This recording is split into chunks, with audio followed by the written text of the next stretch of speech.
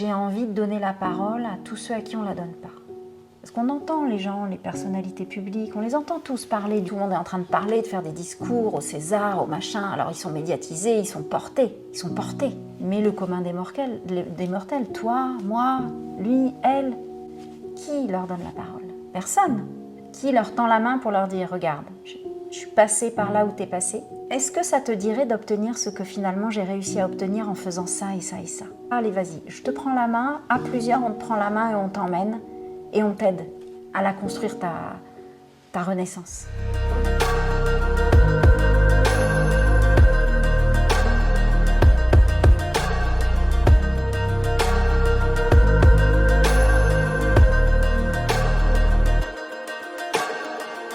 Merci Emmanuelle d'avoir accepté cette interview. Alors c'est vrai que moi je connais quand même pas mal ton histoire. En tout cas tu m'as confié pas mal de choses qui te sont arrivées, ce que tu es. Alors malheureusement aujourd'hui on ne pourra pas tout évoquer de ce que tu es parce que il y a tellement de sujets sur ce que tu fais actuellement, le feng shui, ton métier avant thérapeute. Enfin tu fais tellement de choses.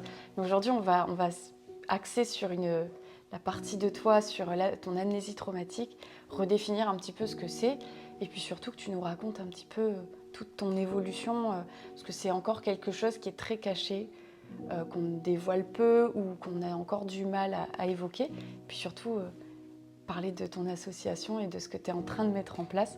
Tu devais te présenter, allez, en quelques phrases.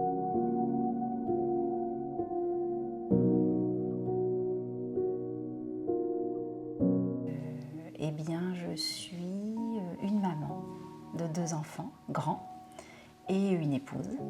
Déjà, je suis ça.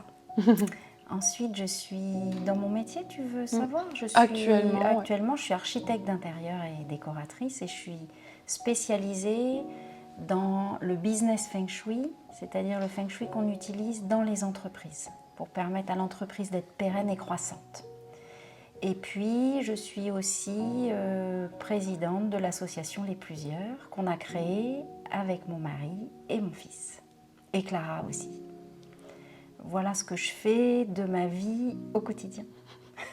En plus d'être sorcière et de nous donner plein de petites potions depuis qu'on est arrivé. Ouais, ça c'est le cheminement des 40 dernières années.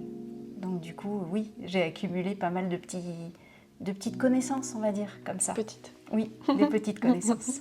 Oui. Alors, avant du coup, tu as créé l'association Les Plusieurs, donc qui est ton association autour, justement, qui est née de cette amnésie traumatique. Oui. Est-ce que tu peux rappeler, du coup, l'amnésie traumatique, c'est quoi, en fait? Oui. Donc, l'amnésie traumatique, c'est l'oubli d'un événement traumatique. Quand, en fait, on a subi un traumatisme trop violent et souvent très jeune, le cerveau se met en survie et donc oublie tout pour qu'on continue à être en vie. Donc moi, je l'analyse comme ça. Il y a sûrement une définition très médicale et je ne la connais pas précisément. Mais pour moi, c'est ça. Alors du coup, toi, quelle amnésie traumatique tu as vécue et si tu peux nous resituer un petit peu la chronologie en fait de cette histoire et parce qu'on se dit toujours alors comment les souvenirs reviennent, qu'est-ce qui se passe dans le corps, qu'est-ce qui se passe dans la sphère familiale. Est-ce que tu peux retracer un petit peu cette chronologie en fait de ce réveil finalement? Alors oui, donc moi je suis sortie de cette amnésie traumatique en 2019, plus de 40 ans après les événements. Et donc à l'époque, j'avais une fibromyalgie depuis 30 ans. Et j'étais toujours à la recherche, depuis ces 30 ans, de pourquoi j'ai cette fibromyalgie et comment je peux m'en sortir et comment je peux guérir de ça, puisque je savais que ça venait de quelque chose qui s'était passé chez moi, d'émotionnel en tout cas. Donc j'ai fait de l'hypnose, j'ai été hypnothérapeute et pendant ma formation, l'hypnose a permis de commencer à soulever un petit peu ce voile. Et ensuite, j'ai eu des événements physiques quelques mois après cette formation d'hypnose, Je suis partie une journée en balade avec mon mari et en revenant, j'ai été assez malade et j'ai fait une hémorragie oculaire et qui, pour la médecine, est liée à une chute de plaquettes sanguines liée à un choc. Et donc c'est à ce moment-là que j'ai consulté une thérapeute qui, tranquillement, avec ses soins, à la fois la psychothérapie et des soins énergétiques en passant par le corps, m'a permis de faire remonter les premiers souvenirs et après, petit à petit, des ressentis, des odeurs, le toucher, on ressent absolument tout, et qui m'a permis de comprendre qu'en fait, j'avais été abusée sexuellement dans mon enfance, de l'âge de 4 ans à l'âge de plus de 18 ans. Donc toute cette période de la vie, donc au sein de la cellule familiale. Donc après, le processus de l'amnésie traumatique, c'est on prend conscience de ce qui s'est passé puisqu'on a comme des morceaux d'histoire qui reviennent, des souvenirs, des lieux. On resitue, ah oui, je devais avoir cet âge parce que je portais cette petite robe, je m'en souviens, et c'est taille 8 ans, taille 3 ans, enfin voilà, on se souvient comme ça. Et l'idée, c'est que la mémoire revienne en ordre chronologique de toutes les années, pour qu'on statue sur le fait que, ok, les souvenirs sont revenus, le cerveau a reconstruit l'histoire. Tant que la mémoire n'est pas revenue en ordre chronologique, on n'est pas ok. D'ailleurs, on n'est pas bien. On n'est pas bien, on passe de moments de grand désespoir à des moments de ne pas avoir envie de vivre du tout, à des moments d'apathie, il ne se passe rien, comme pas de vie. Donc voilà, il n'y a pas de joie dans tous ces moments-là, il y a très très peu. Il n'y a pas d'humour, il n'y a pas de joie, il n'y a pas de rien de tout ça. Et puis à un moment donné, alors quand je dis à un moment donné, c'est 2 ans. C'est pas 6 mois, c'est 2 ans. Moi, j'ai même eu des souvenirs, les derniers souvenirs qui sont remontés. Donc au bout de 2 ans, je me suis dit, ça c'est cool, tout est remonté, allez, je suis tranquille. Et 1 an plus tard, j'ai eu 2-3 autres souvenirs qui sont revenus. Je me suis dit, mince, il m'en reste encore un paquet à me souvenir, c'est pas terrible. Et non, ça s'est arrêté. Donc, voilà le processus. Donc là, c'était il y a combien de temps? Donc l'hémorragie oculaire, c'est le 12 ou 19 avril 2019. Et on est bientôt en avril 2024, donc ça va bientôt faire 5 ans. Et les souvenirs se sont arrêtés 2019, 20, 21, 22. Voilà, depuis 2022, j'ai plus de souvenirs. D'accord. Et c'est à ce moment-là, au bout de 2 ans, on commence à se trouver. Parce que comme on ne s'est pas souvenu, le cerveau a mis en place un mécanisme de défense ou de vie qui fait qu'on est soi-même mais pas soi-même, puisqu'on a toute une partie de ce qui nous a construit dont on n'a pas connaissance.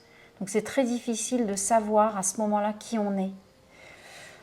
Et donc on a des manifestations de tout ça, on se rend compte qu'en fait on ne sait pas qui on est.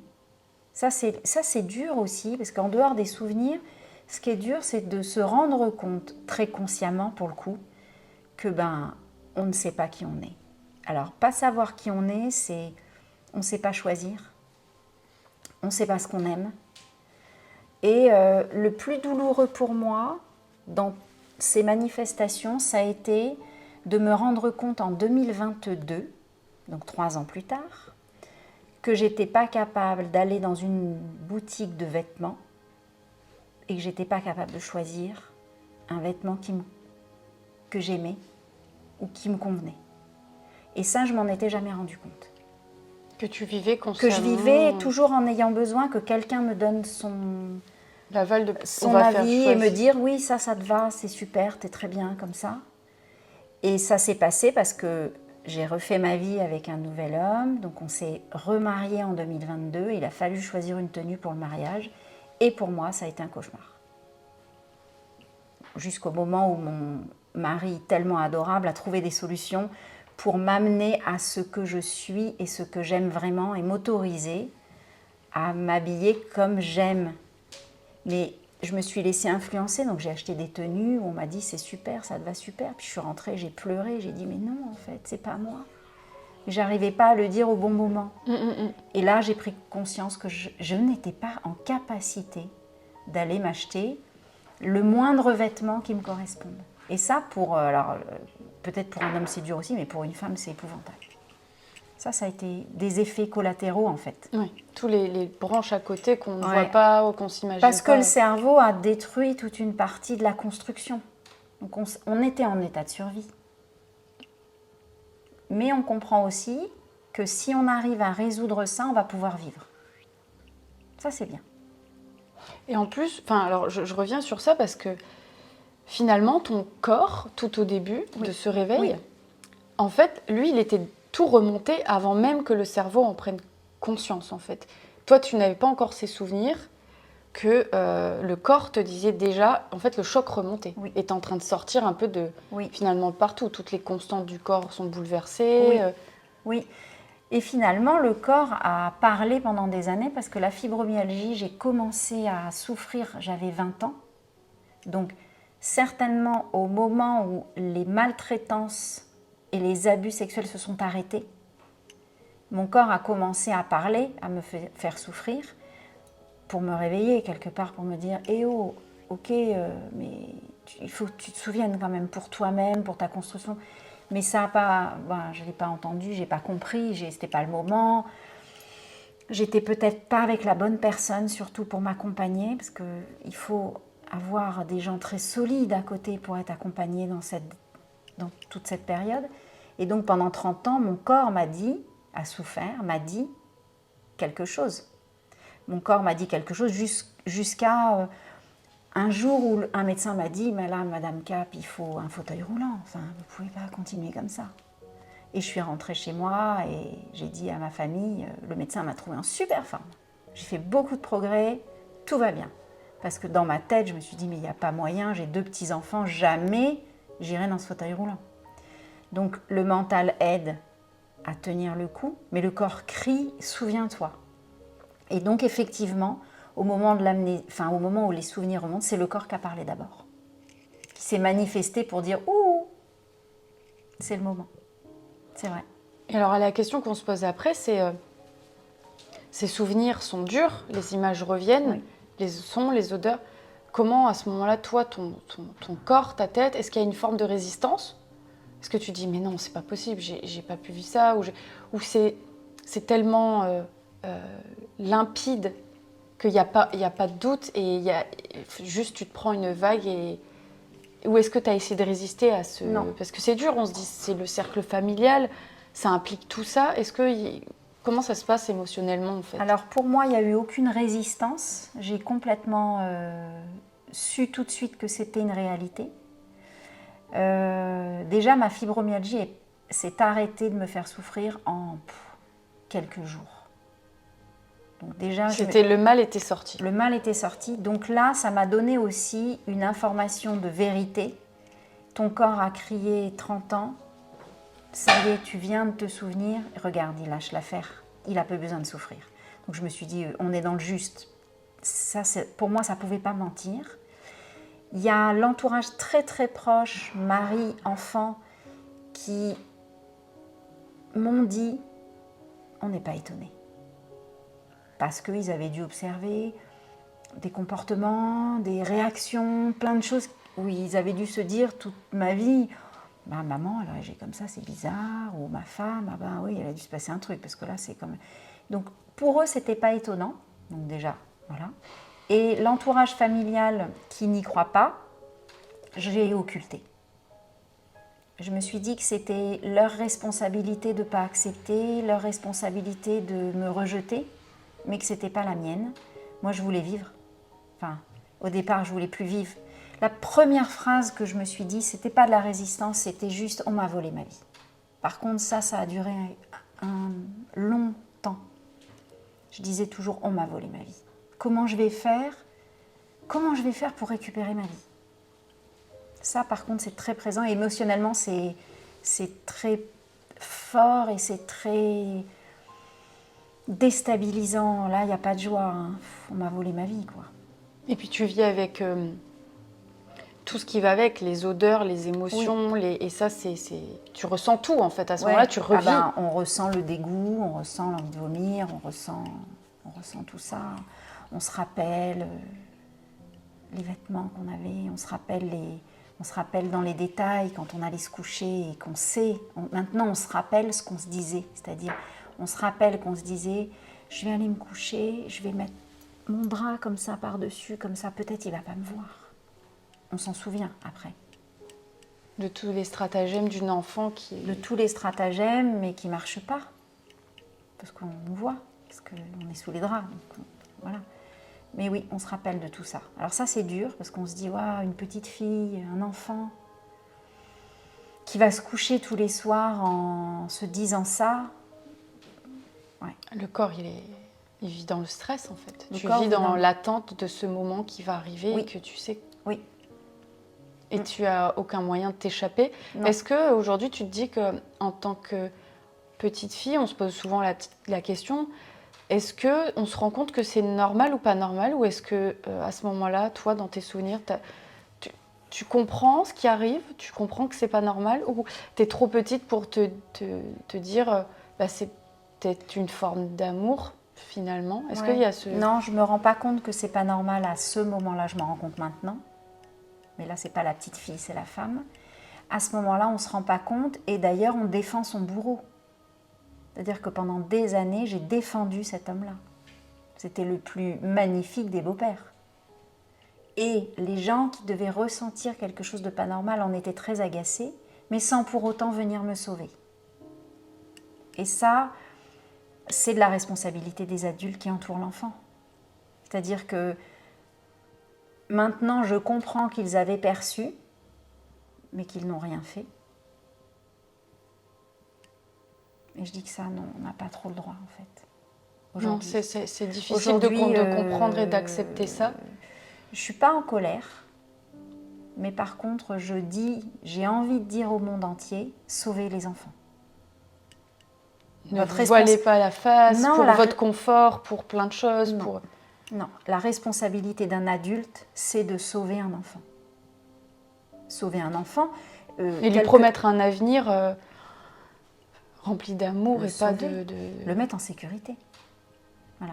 Mais quand on est un enfant, on ne se rend pas compte. Parce que les stratagèmes de ces gens-là... Sont dans l'amour ou font croire que... Oui, ils sont rodés. C'est pour ton bien. Moi, j'ai vécu... D'abord, on nous disait, pour vivre heureux, vivons cachés. Et tant que tu ne racontes rien de ce qui se passe à la maison, tu seras heureuse.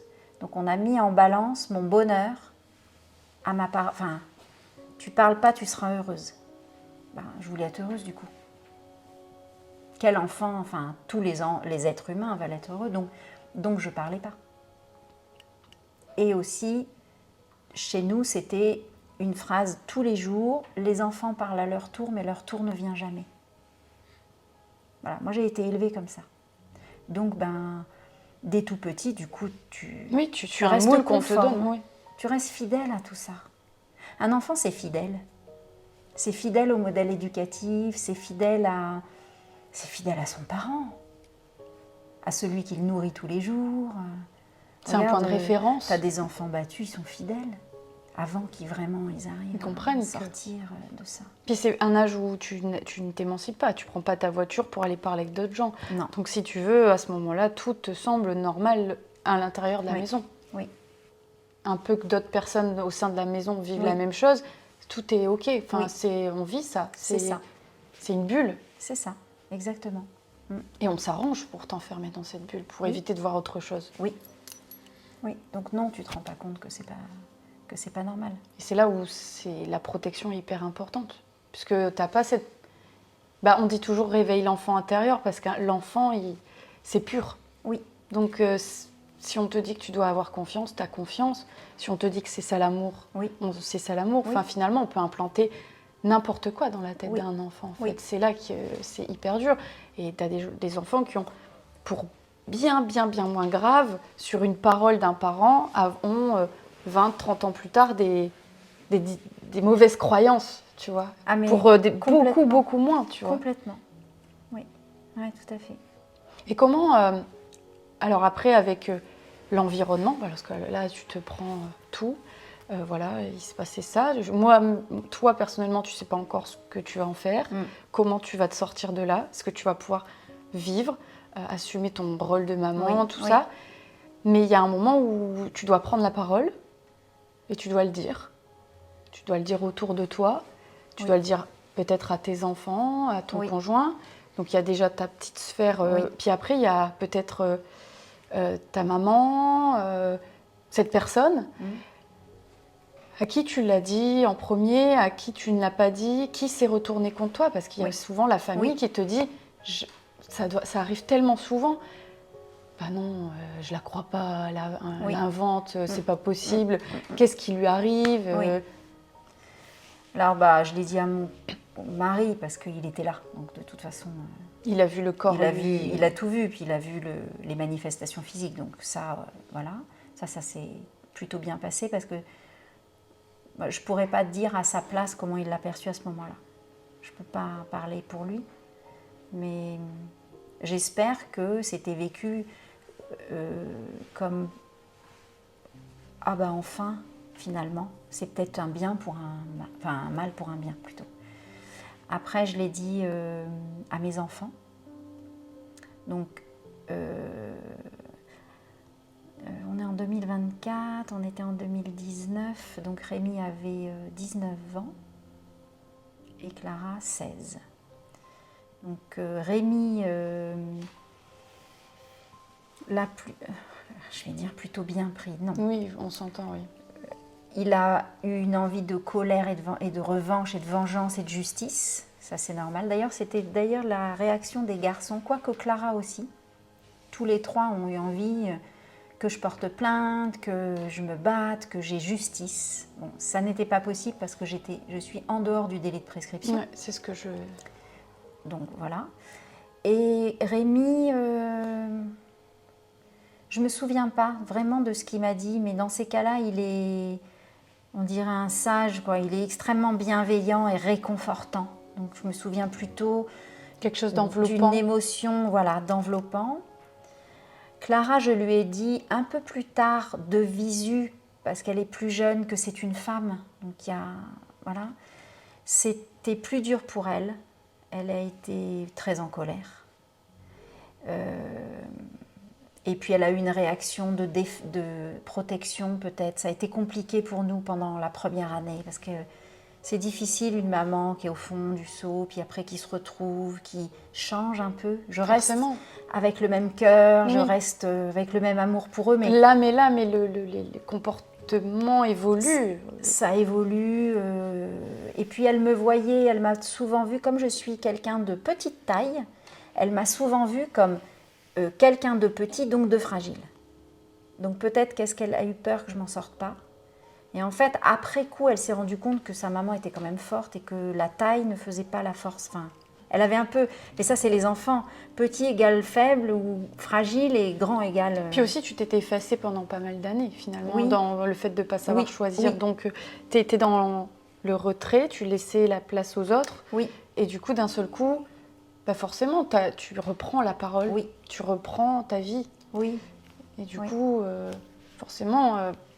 Elle a connu cette version de maman. Comme tu dis, l'âme est là, le fond est là, le cœur est le même.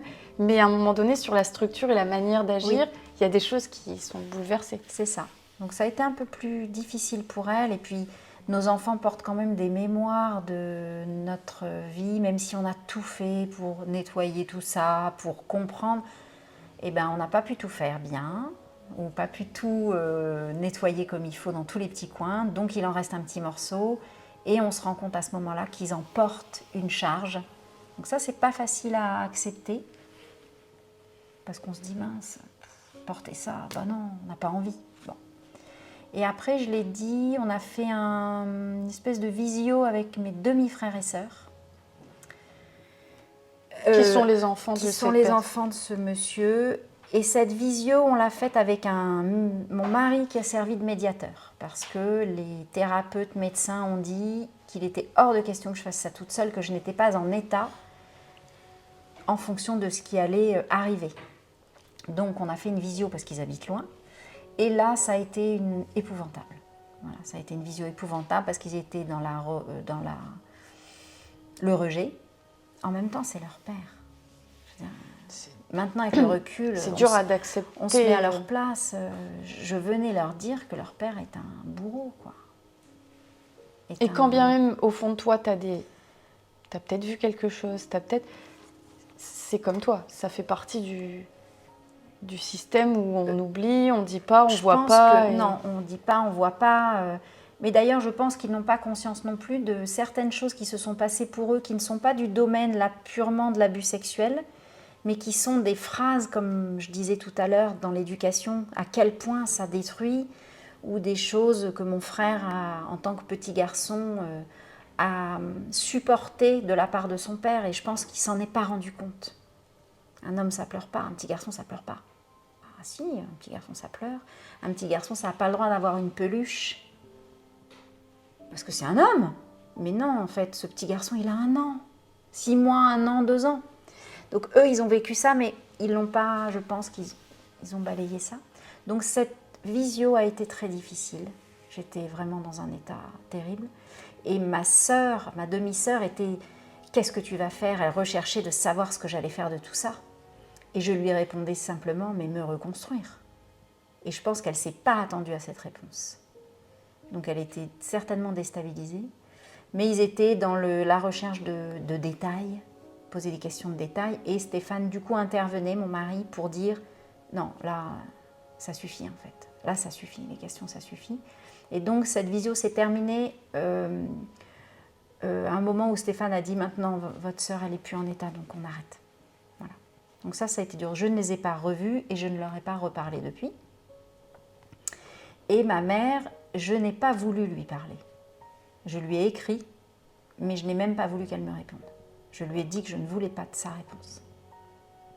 Tu penses qu'en tant que maman, elle voit, elle ressent et elle fait abstraction? Moi, je pense qu'elle voit, elle ressent et elle fait abstraction. Oui, exactement, je pense. Je suis maman aujourd'hui. Donc quand on devient maman, il y a plein de choses qui changent. Puis enfin en tout cas, je pense que toute maman, et c'est normal, est dans l'ultra-vigilance, l'observation de l'attitude de son enfant. Est-ce qu'il va bien? Est-ce qu'il mange bien? Est-ce qu'il va bien aux toilettes? Est-ce qu'il n'a pas de fièvre? Est-ce qu'à l'école ça va? Est-ce qu'il a des copains? Donc on est vraiment dans une observation du bien-être et du bonheur de son enfant. Je ne peux pas concevoir qu'on n'ait pas ressenti. Moi j'ai été anorexique, j'ai fait une dépression, j'avais 15 ans. Comment il n'y a pas des signes qui montrent qu'il n'y a pas forcément ça, mais il y a un nœud, il y a quelque chose. Il y a quelque chose en tout cas. On a une enfant qui ne va pas bien, qui s'écroule dans une grave dépression à 15 ans, qui devient anorexique. Ça ne vient pas de nulle part. Donc je pense qu'elle a ressenti, qu'elle n'a pas vu peut-être parce qu'elle n'a pas voulu voir. Parce que c'est trop douloureux, parce que ça implique des changements. Ça implique des changements, ça implique un changement de statut social, c'est dans des familles de bonne éducation, donc comment on va se débrouiller de tout ça? C'est une maman qui ne travaille pas, si elle fait ça, elle quitte son mari, mais elle fait quoi? Elle n'a plus rien. C'est le père de ses 2 autres enfants. C'est le père qu'elle a choisi pour avoir 2 autres enfants, donc waouh! Il y a sa responsabilité. Donc, j'ai choisi de ramener cet homme... Et dans la vie de ma première fille, j'ai coupé ma fille de son père. Enfin, je pense qu'il y a 1000 questions, ou pas de questions, parce que son cerveau a dit, oula, trop, je ne sais pas. Mais aujourd'hui, je ne veux pas savoir. C'est sa responsabilité, c'est son histoire. La mienne, elle est celle-là. Je ne changerai rien, je ne suis pas en colère, je ne veux pas lui tordre le cou. Je veux en fait, aujourd'hui, je veux juste qu'on me laisse tranquille. Je veux qu'on me laisse profiter de ma vie. Qu'on me laisse vivre. Donc tout ce qui va être en rejet de cette histoire et en réaction, je n'en ai pas besoin. Il faut qu'elle fasse son chemin et qu'elle se débrouille avec ça. Moi, je me suis débrouillée avec le paquet. Donc elle se débrouille, j'ai pas envie. Et là, on parle de la sphère vraiment famille.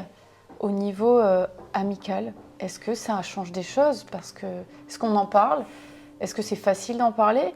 Et surtout, est-ce que finalement le cercle amical change entre ceux peut-être qui n'y croient pas, ceux qui ne savent pas quoi faire de ton état, toi qui changes et du coup tes amis changent? Enfin, ça se passe Alors, comment? chez moi, la sphère familiale, elle n'est pas très grande. Déjà de base, parce que je pense que, j'en sais rien pourquoi en fait. Ce que je suis a jamais favorisé une sphère amicale très riche.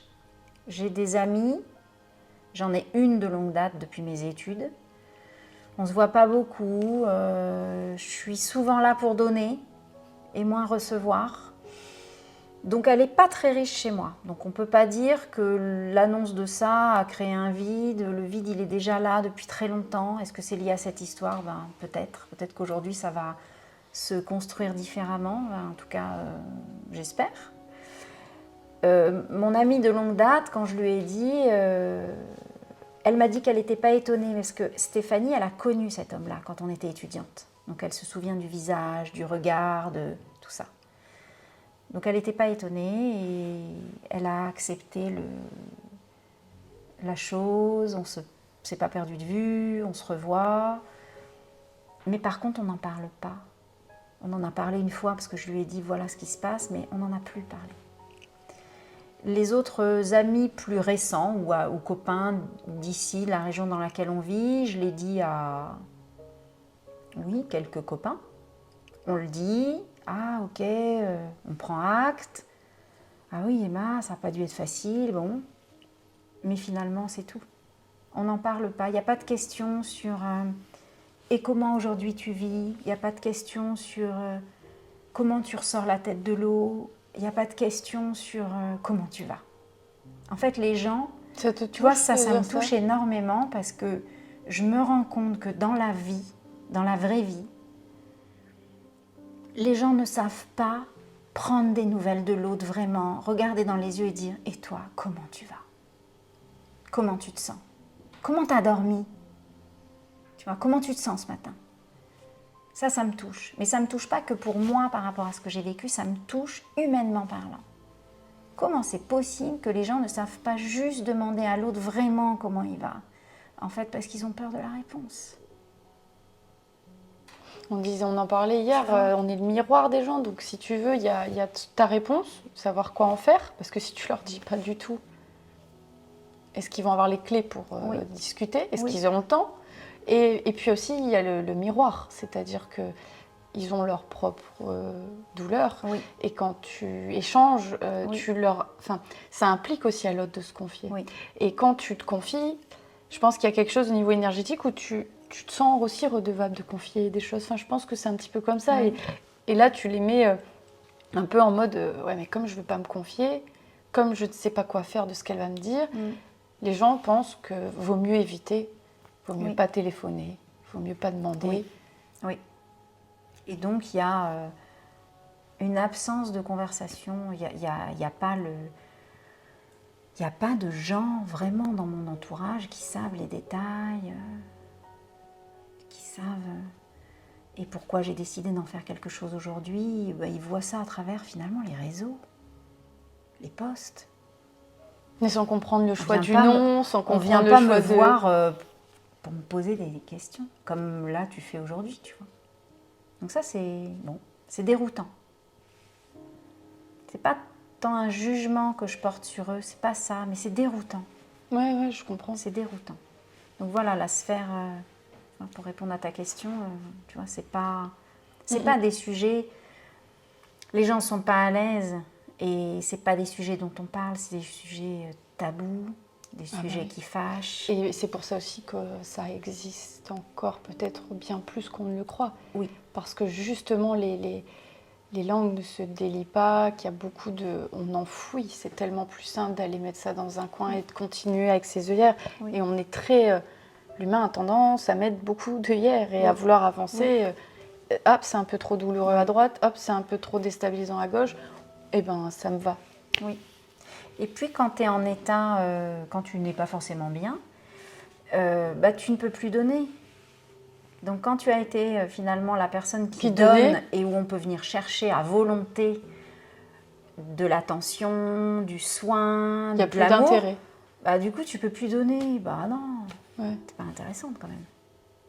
Il y a un peu de ça, je pense aussi. Ouais. Tu peux plus donner autant. Et oui, effectivement, quand tu es vraiment prise par des émotions et que tu dois reconstruire ta vie, oui, tu peux pas donner, non, tu peux plus. Et dans cette phase, ça a été, il y a eu donc, forcément, hein, les émotions, les hauts, les bas, toutes les émotions qu'on peut imaginer. Et puis une absence, tu expliquais une absence. Heureusement que Stéphane était là un peu pour ta journée, tu savais pas trop. Oui. Ta mémoire de l'instant, Oui. elle était plus du tout là. Tu perdais.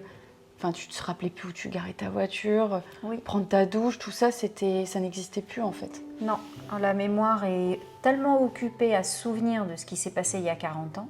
Donc c'est très intense pour la mémoire, que du coup la mémoire du quotidien est un peu occultée. Donc effectivement, on perd la notion de temps, on perd des repères du temps. Il n'y a pas de timing en fait.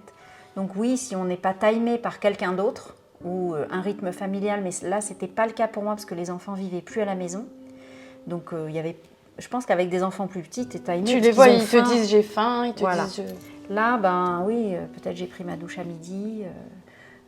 Quand Stéphane n'était pas là, j'ai sûrement pris ma douche à midi, mais en lui disant que je m'étais douchée le matin. Et quand il n'était pas là, il m'appelait. Est-ce que tu as mangé à l'heure de manger? Ah non, c'est le moment. Ah ok, je vais aller manger du coup. Qu'est-ce que tu as fait de ta journée? Je sais pas. Ah ok, mais du coup tu t'es ennuyée? Non.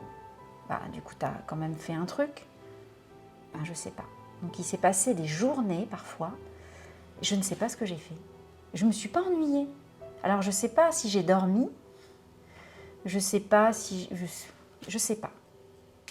Je sais que j'ai pas fait mes activités qui me ressourcent et que j'aime par contre. Parce que sinon, j'aurais la manifestation, j'aurais un tricot qui aurait été tricoté ou un truc qui aurait été fabriqué, tu vois. Donc ça, j'ai pas, parce que j'ai pas de créations qui sont arrivées. J'ai rien fait. Tu te laves, tu te nettoies, tu laisses sortir. Par contre, j'ai été capable de passer 3 heures dans la salle de bain sans me rendre compte qu'il s'est passé 3 heures. Stéphane, même quand il était là, il entendait bien que j'étais dans la salle de bain et encore dans la salle de bain. Mais le corps, en fait, là, il expulse, le corps, on prend soin de lui, du coup, à ce corps dans la salle de bain, on peut se laver, on peut... Et au bout de 3 heures, on redescend, on s'est lavé, mais normalement, ça aurait dû prendre 10 minutes. Ouais. Ça dure. Alors ça dure, je me souviens pas combien de temps ça dure, ça. Tu vois? Oui, tu peux pas... Non, je pense pas que ça dure 1 an. Mais je sais pas. On demandera à Stéphane. Ouais, on demandera à Stéphane parce que je me souviens pas combien de temps ça dure, ça. Aujourd'hui, toi, comme... J'imagine qu'il y a plein de raisons, mais toi, ça serait quoi la raison pour laquelle... je parle vraiment des femmes, des enfants, des hommes qui vivent ça.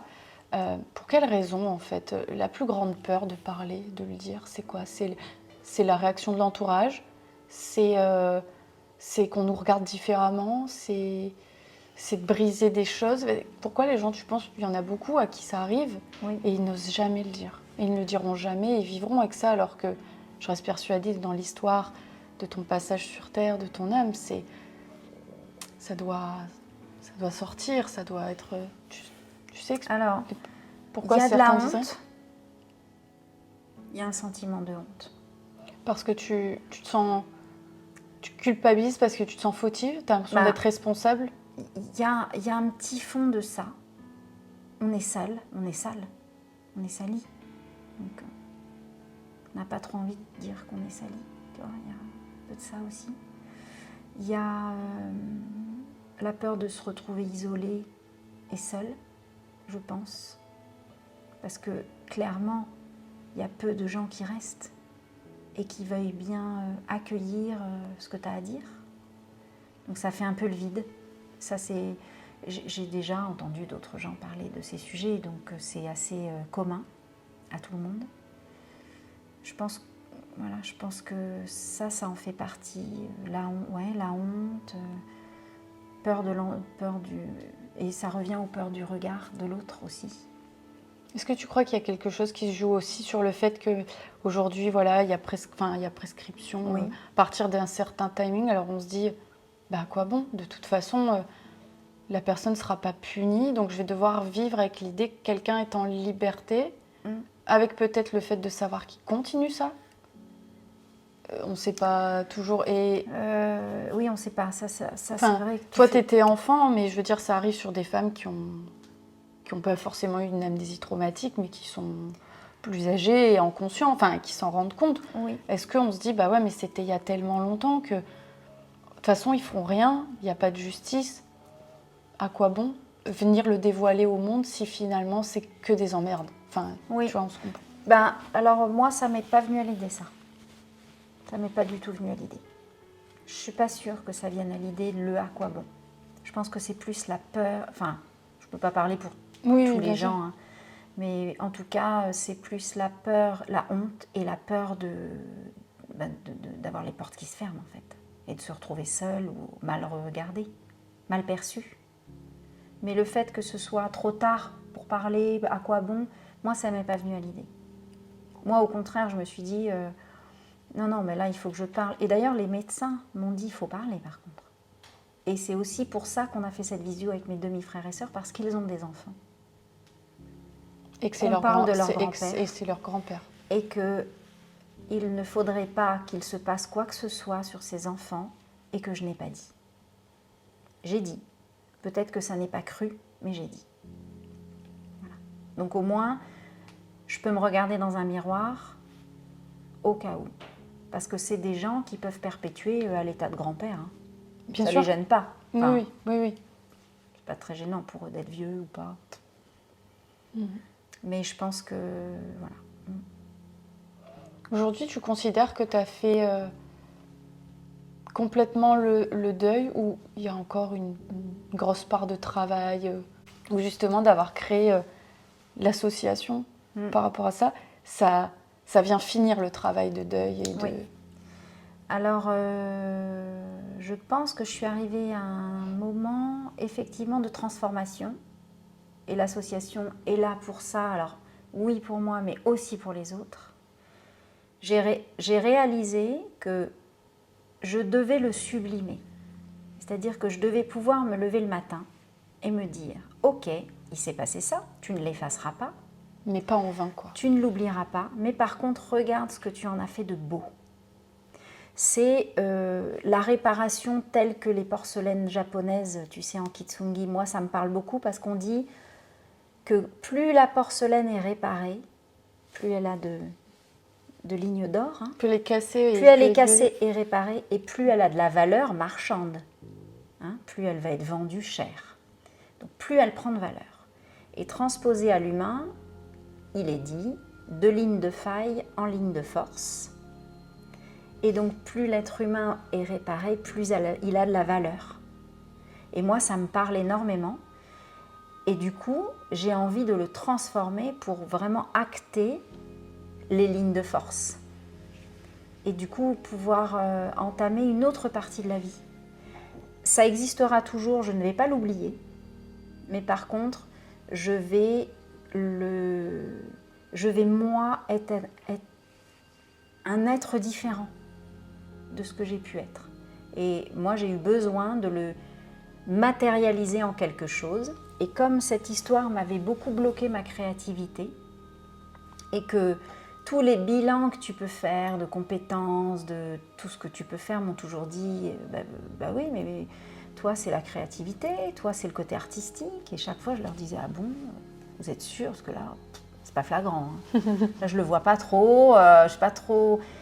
Alors ça paraît bizarre de dire ça parce que je suis architecte d'intérieur et du coup j'ai fait des études artistiques parce que les bilans avaient dit que j'étais artistique et créative, donc j'ai fait ça. Mais j'ai eu beaucoup de mal, il y avait des gens bien plus doués. C'était plus difficile pour moi, j'étais plus de temps. Je me dis, oh là là, c'est laborieux hein, pour une artiste, franchement. Et je me suis rendu compte que ce côté artistique, effectivement, il existe chez moi, mais qu'il était très bloqué par tout ça. Parce que pour être très créatif, il ne faut pas être trop Faut pas être tenu par quelque chose. C'est ça, faut être c'est libre. léger, quoi. C'est ça. Et ben je me suis dit, je vais le transformer en quelque chose d'artistique, justement. Donc j'ai mis du temps à trouver mon médium artistique, voilà, comment j'allais le faire, mais je l'ai trouvé. Et j'ai réalisé à ce moment-là que c'était pas que pour moi que je le faisais. Ça n'avait pas de sens de le faire que pour moi. Enfin, ça avait du sens, mais...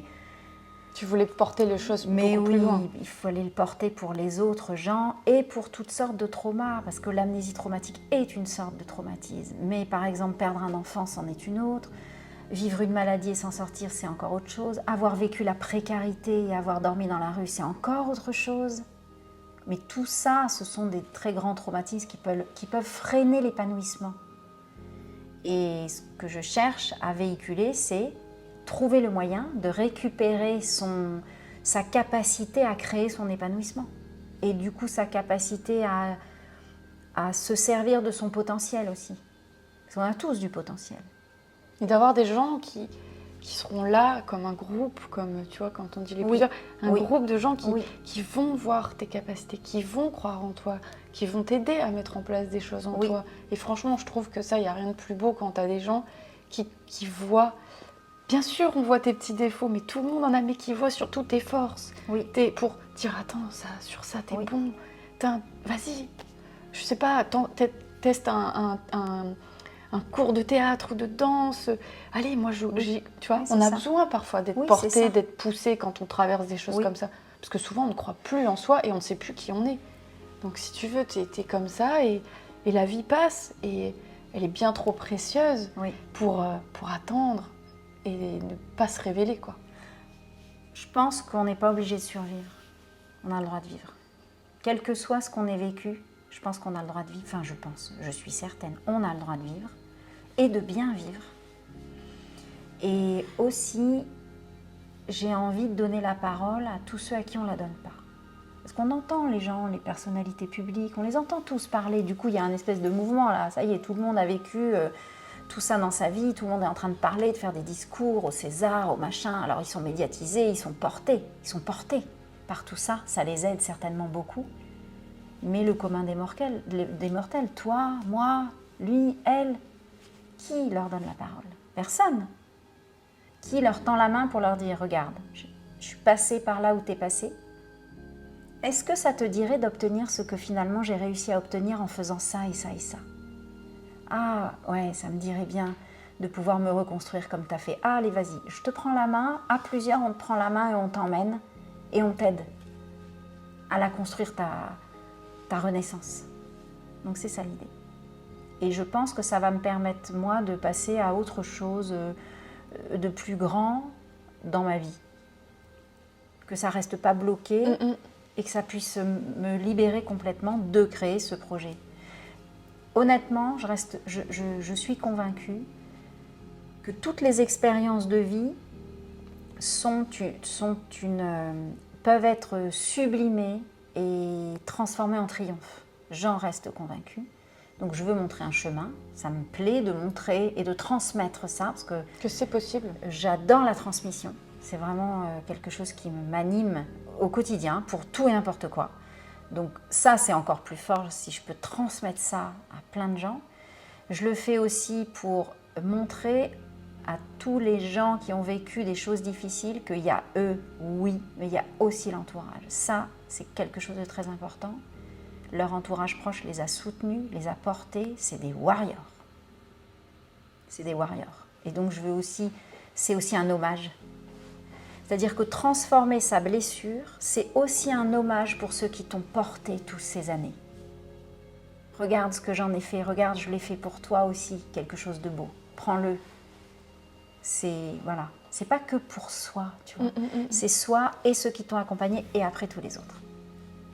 Mais je pense que... Et libérer aussi ses enfants, les descendances. Oui. Ça, je pense que ça peut marcher. L'avenir L'avenir le dira. Ah oui, complètement. L'avenir le dira, mais je pense que... on entend de plus en plus parler, quoi. Et puis la transmission, c'est pas que des mots. C'est pas qu'un savoir. La transmission, c'est montrer comment on fait. C'est des actions. C'est des actions, oui. Et c'est pour ça que les plusieurs... Enfin, moi, ça me parle beaucoup parce que, alors déjà, il y a le papillon, le machin, Oui. la personne qui, alors, qui se transforme, qui s'épanouit, qui prend son envol, qui se libère. Il y a les plusieurs, le côté, on est tous ensemble, enfin, la personne qui a vécu, mais l'entourage. Et il y a aussi les plusieurs. Je pense que dans ce monde, quand on a compris à quel point... C'est pas un besoin d'avoir besoin des autres, c'est pas un besoin, mais quand on a compris de l'importance de nos rencontres, d'écouter, d'échanger, d'être porté et d'accepter qu'en fait, on n'est qu'un. En fait, chaque rencontre nous apporte quelque chose. Chaque chose qu'on va entendre, qu'on va découvrir, et quand on ouvre son cœur à ça, il y a tellement de choses qui peuvent avancer. Quand on se recroqueville pas. Mais il faut prouver aux gens, par ton association, c'est ce qu'on fait, c'est prouver aux gens que parler, faire des choses avec un groupe, c'est porteur. Parce qu'il y a beaucoup de gens qui... Ouais, mais de toute façon, mon problème, je le règle seul. Non, mais tu sais, les gens ont tendance à se recroqueviller chez eux, on ferme les volets, on n'est pas bien, on attend.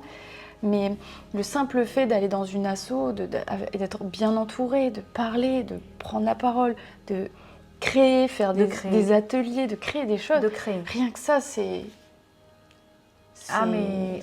magique. Tout seul, on ne fait pas grand-chose. Pour moi, le sens de la vie, c'est ça. On ne laisse pas quelqu'un sur le bord de sur le trottoir, tout seul. Alors, on ne peut pas sauver le monde non plus qu'avec 2 petits bras. Hein. J'en ai conscience. Je ne sauverai pas le monde. Mais le peu qui sera fait... C'est des graines de planter. Ça sera bien. Et puis c'est aussi... comme j'aime la transmission, il y a toute une génération derrière qui arrive. Et il y en aura d'autres et d'autres et d'autres. Et aussi, je pense qu'en tant que plus âgé que cette génération, notre rôle, c'est aussi de leur montrer des chemins, des voies possibles, pour qu'ils osent explorer des choses, qu'ils osent parler et qu'ils osent parler, du coup. Et qu'ils se rendent compte que de parler, prendre leur place, ça a permis de faire quelque chose de beau. Il y a beaucoup d'énergie dans la parole, il y a beaucoup de choses qui peuvent bouger et se passer. Et puis de montrer tous ces chemins. Celui-là, essaye-le, mais t'inquiète pas, si celui-là, il ne marche pas, il en reste tellement d'autres. Exactement. Et moi, c'est ce que j'aime quand je fais ces témoignages, c'est que je me dis toujours, ce témoignage, il va être mis quelque part et des gens vont tomber dessus. Et ça peut changer quelque chose à l'intérieur. Mais carrément, et ça met les gens en lien. Même à travers un témoignage, on peut énergétiquement se raccrocher à l'énergie de la personne qu'on a écoutée, même si on ne la connaît pas. Si ça nous touche dans son vécu et qu'on se reconnaît à travers cette personne, finalement, on va se connecter et ça va marcher. Hein. On n'a pas forcément besoin de la connaître. C'est vrai. Donc ça met les gens en lien sur des tas de choses différentes. Donc ça, c'est chouette.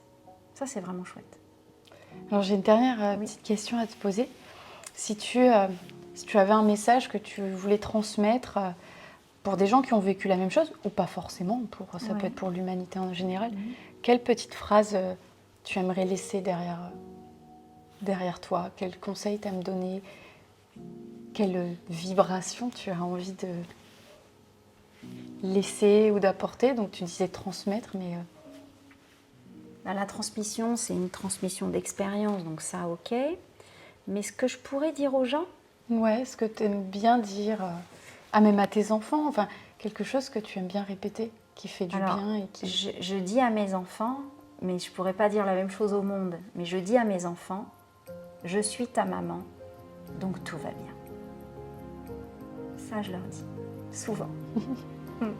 Ça leur fait du bien? Ouais. En général, ils raccrochent, ils disent « Ok, maman ». Et fin du stress. Et au monde, je pourrais dire « Écoute ton cœur et tout va bien ».